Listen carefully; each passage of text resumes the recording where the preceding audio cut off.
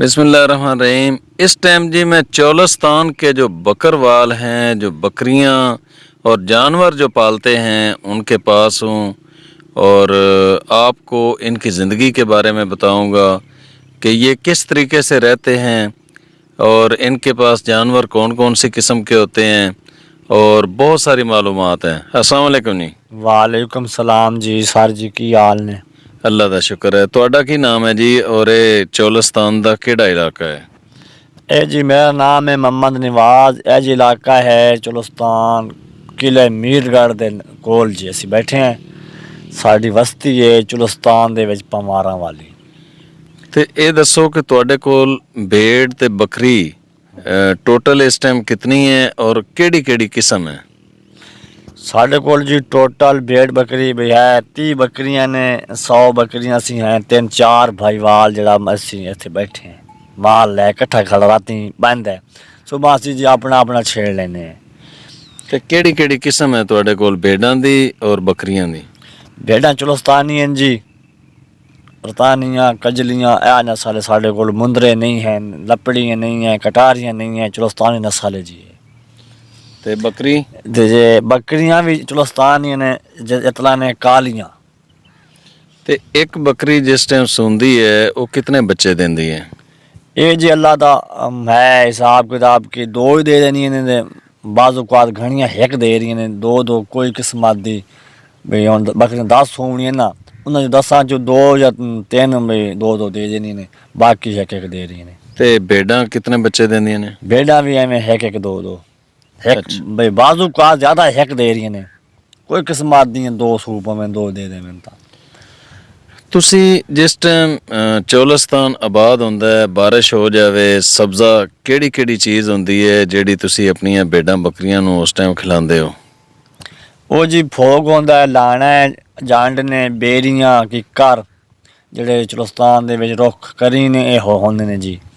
ਉਸ ਤੋਂ ਬਾਅਦ ਵੀ ਦੁੱਧ ਹੁੰਦੀ ਏ, ਇੱਟ ਸੈੱਟ ਹੋ ਰਹੀ ਏ, ਬੁਛੜੀ ਹੁੰਦੀ ਏ, ਤੇ ਇਹ ਪੱਠਾ ਹੁੰਦਾ ਜੀ ਉੱਥੇ ਸਾਡੇ ਕੋਲ। ਤੇ ਜ਼ਿਆਦਾ ਸ਼ੌਕ ਨਾਲ ਭੇਡਾਂ ਕਿਹੜੀ ਚੀਜ਼ ਖਾਂਦੀਆਂ ਨੇ ਜਾਂ ਬੱਕਰੀਆਂ? ਬੱਕਰੀਆਂ ਜੀ ਫੋਗ ਖਾਂਦੀਆਂ ਨੇ ਤੇ ਭੇਡਾਂ ਬੁਛੜੀ ਹੁੰਦੀ ਏ, ਛੇਂਬੜ ਅਸਾਂ ਸੱਦਦੇ ਹਾਂ ਜੀ, ਉਹ ਖਾਂਦੀਆਂ ਨੇ ਜ਼ਿਆਦਾ ਤੌਰ ਤੇ ਪਾਣੀ ਕਿੱਥੋਂ ਪਿਲਾਉਂਦੇ ਹੋ ਤੁਸੀਂ? ਪਾਣੀ ਜੀ ਅੱਲਾਹ ਤਾਲਾ ਨੇ ਬਾਰਿਸ਼ ਪਾ ਦੇਵੇ ਤੇ ਟੋਬੇ ਅਸੀਂ ਬਣਾਏ ਹੋਣ, ਝੀਲਾਂ। ਟੋਬਾ ਕੀ ਹੁੰਦਾ ਹੈ?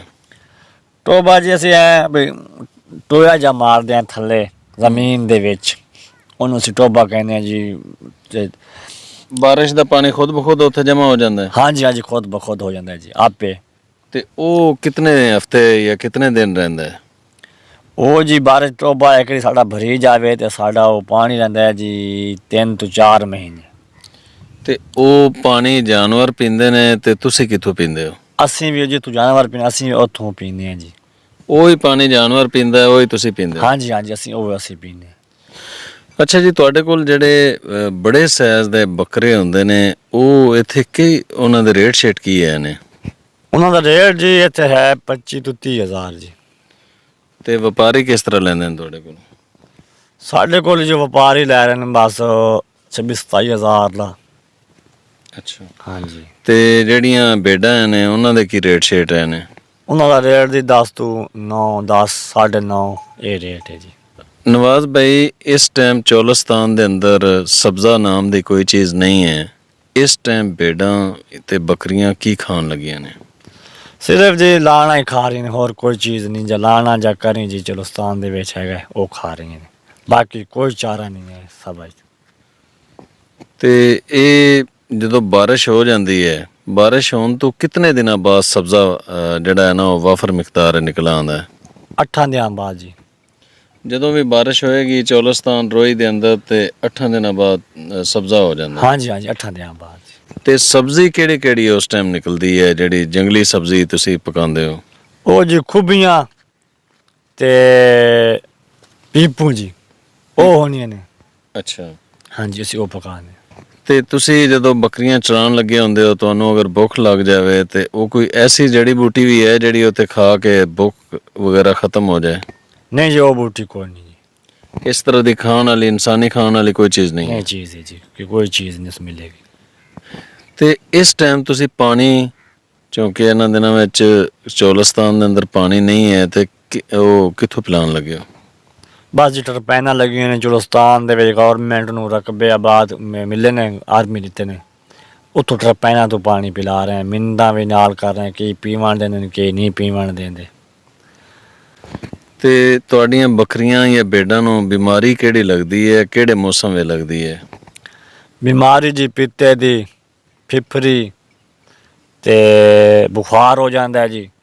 ਉਹ ਡਾਕਟਰਾਂ ਕੋਲ ਜਾਂਦੇ ਆ, ਡਾਕਟਰ ਵੀ ਨਹੀਂ ਸਾਡੀ ਕੋਈ ਸੁਣ ਰਹੇ ਨੇ, ਬਸ ਉਹ ਤਨਖਾਹਾਂ ਲੈ ਰਹੇ ਨੇ, ਡਿਸਪੈਂਸਰੀਆਂ ਦੇ ਵਿੱਚ ਬੈਠੇ ਨੇ ਤੇ 15-15 ਵਾਰ ਜਾਵੀਏ ਤੇ ਕੋਈ ਅਮਲ ਨਹੀਂ ਇਸ ਗੱਲ ਦਾ। ਕੋਈ ਇੱਕ ਅੱਧੀ ਸ਼ੀਸ਼ੀ ਚੱਕ ਦੇਤੀ, ਆਪ ਨਹੀਂ ਆਉਣਾ, ਮਾਲ ਚੈੱਕ ਨਹੀਂ ਕਰਨਾ ਵੀ ਆਮਨ ਮਾਲ ਵੀ ਕੀ ਇਸਨੇ ਬਿਮਾਰੀ ਮਸਲਾ ਬਣਾ ਖੜਾ ਤੇ ਬਸ ਇੱਕ ਟੀਕਾ ਚਾਲ ਦੇ ਦੇਣਗੇ ਵੀ ਲਾਓ, ਅੱਲਾ ਖੈਰ ਕਰसी, ਭਾਵੇਂ ਉਹ ਮਰ ਜਾਵੇ ਜੋ ਖੈਰ ਹੋ ਜਾਵੇ, ਉਹ ਜੀ ਨਸੀਬ ਮਾਲ ਛੇੜੂਆਂ ਦੇ ਮਾਲਕਾਂ ਦੇ, ਡਾਕਟਰ ਕੋਈ ਤਵੱਜੋ ਨਹੀਂ ਕਰ ਰਿਹਾ।